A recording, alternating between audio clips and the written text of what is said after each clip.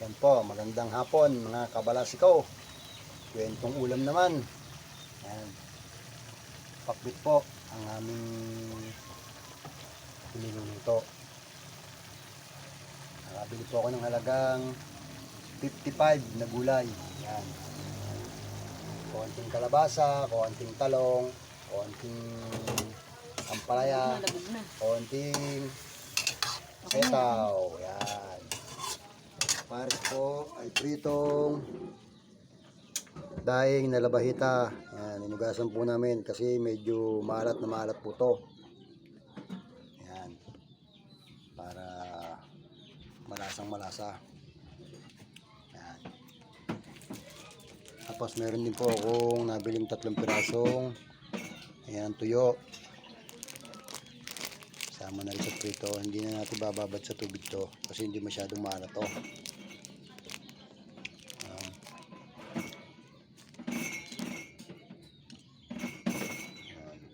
At babalik lang po tayo dito sa adobong pakbet mga kabalasiko. Ayan. Yun, napakaingay ng pamangkin ko doon sa kabila.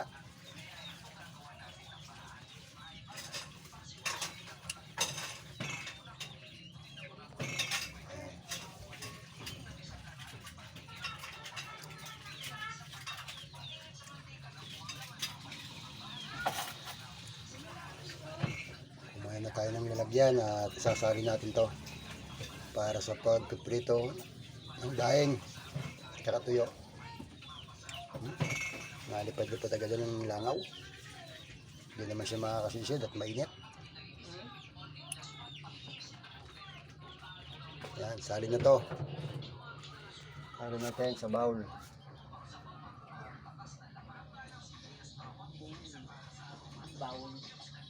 Bowl pala, hindi bowl. Hindi talaga maayos habang walang ipin. Hihirapan pa talaga magsalita. Salin mo na, salin. Para makapagprito. Yun. Salin mo natin. Maingay yung pamangkin ko sa kabila. Laro ng cellphone niya. Sino si Jelay? Huh? James, nagmumukbang. Nagmumukbang.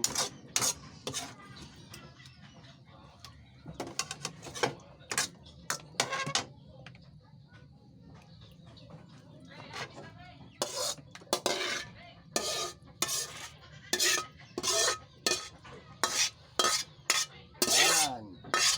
Okay.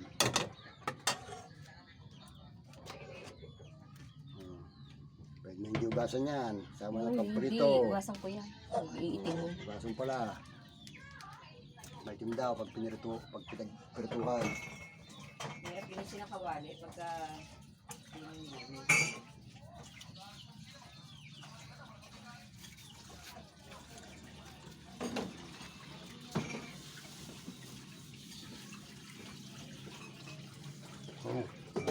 Umuusok-usok pa, napakasarap kumain.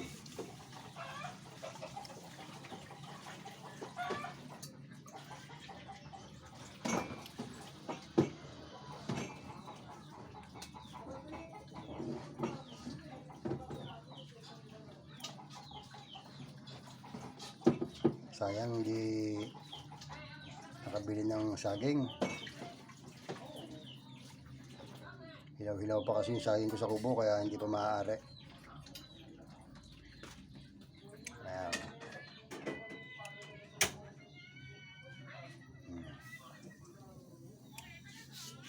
Gusto yung isang tuyo. Ayan. Ito? Ay, ayoko na. Oh. Ito yung binili ko, oh, Ayan. maganda, oh. Galunggong niya. Ah, hindi. Sap-sap. Oh, di ba maganda? Ay, sap-sap. Puting-puti. Tambal. Ayan, maganda-ganda nga yan. Yan alam mo lang, marami-rami yan. Ay, sige. Yan ang ubos ng 500 ko, yung mga binili mo. Mga sibuyas, bawang, kamatis, talbos.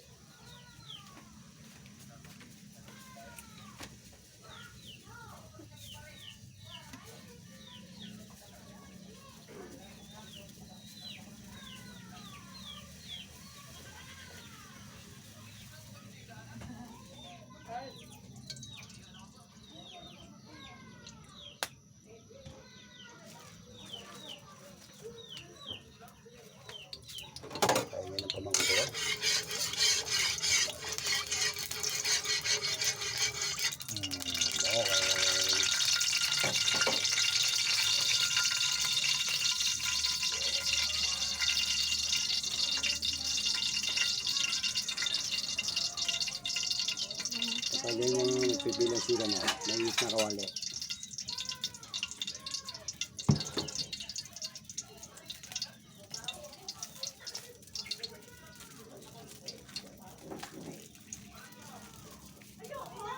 Yun.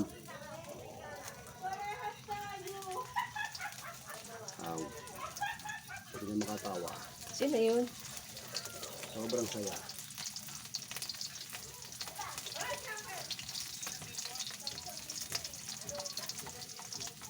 Okay. Si ano yun? Si... Napakabango ng pritong tuyo mga kabalasik. Huwag makakalimot. Like and share and follow. Thank you po.